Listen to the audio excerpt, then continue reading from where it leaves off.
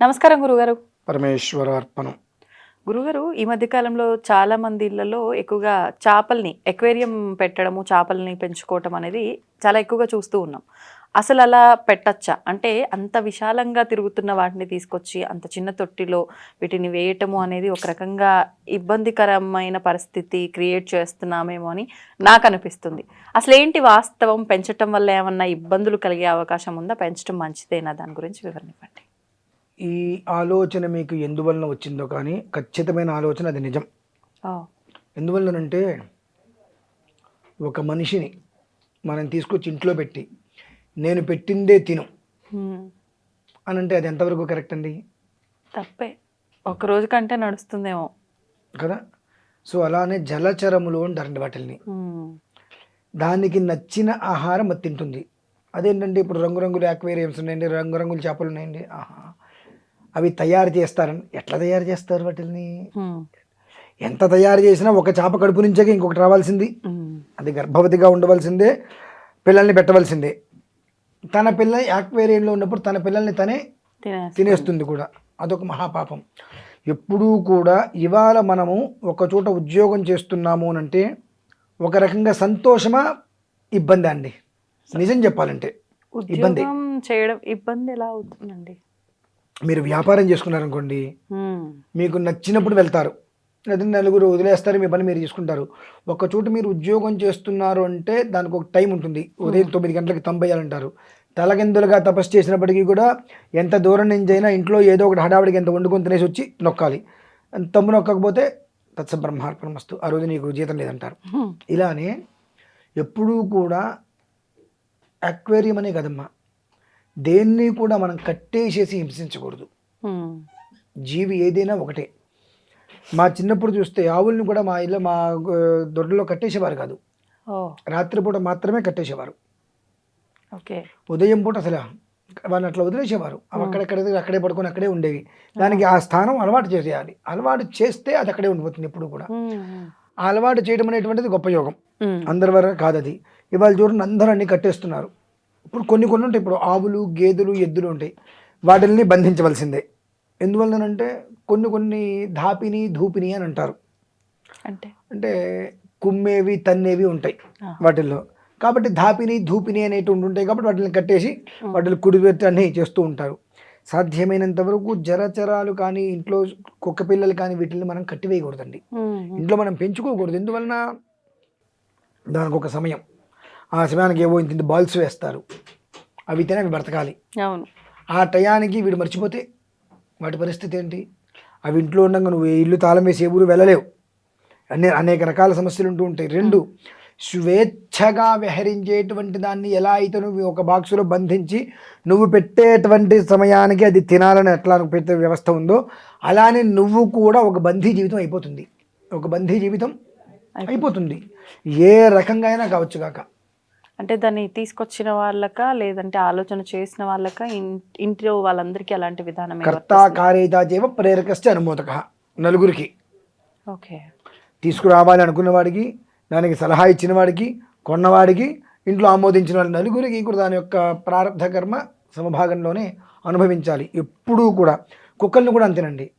ఏవో ఆ మేడు, ఈ మేడు, మహామేడు అని చెప్పేసి ఏదో తీసుకొచ్చి పెడుతున్నారు. దాన్ని కుక్క అనుకుని ఇంకేమన్నా అంటారా? పేర్లు పెట్టి పిలుస్తారు. 100 పేర్లు ఉంటాయి కదా. దాని పేరేంటి? ఓకే.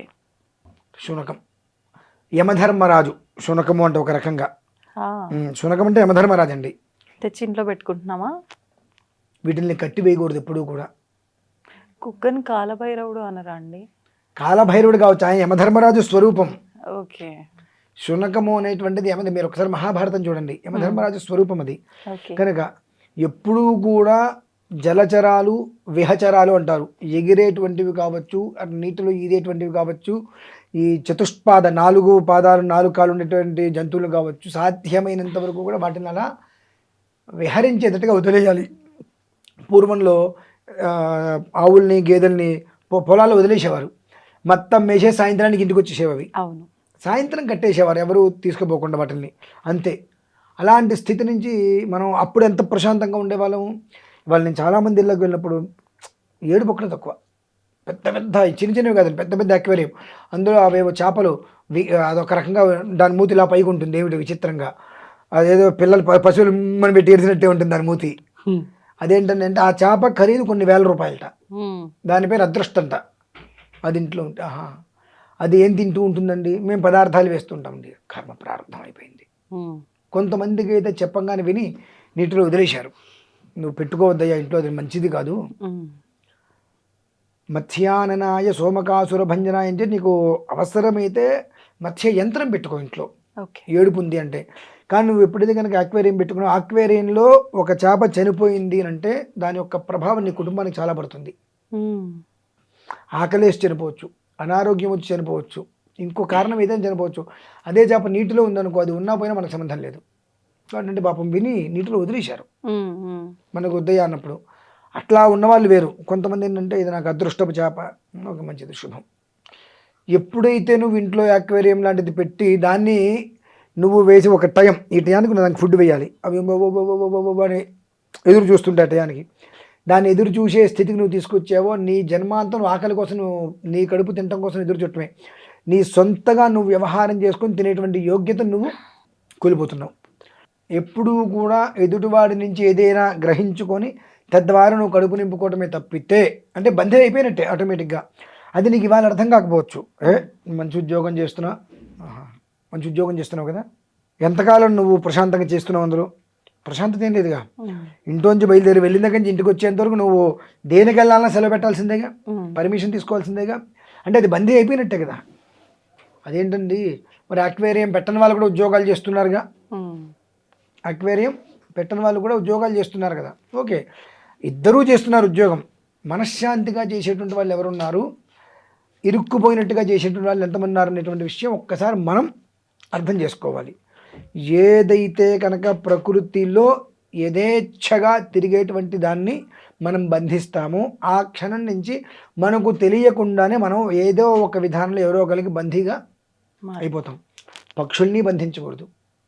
నేనైతే కొన్ని చోట్ల కన్నా పక్షులు వచ్చినప్పుడు ఈ బర్డ్స్ అని అమ్ముతూ ఉంటారు, అవి డబ్బులు ఇచ్చుకొని వాటి గాలికి ఎగరేస్తా, భలే ఆనందం అనిపిస్తుంది. అవి ఆ పంజరం నుంచి బయటికి రాగానే కిచికిచి అంటే విత్ ఇన్ సెకండ్ కనిపించాం, ఇంకా ఆ రెండు కలిసి వెళ్ళిపోతాయి ఎక్కడికో. అంటే స్వేచ్ఛగా విహరించేటువంటి దాన్ని నువ్వు ఎప్పుడైతే బంధించావో ఆ రోజు నుంచి నీకు ఆ స్వేచ్ఛా జీవితాన్ని నువ్వు కోల్పోయినట్టే.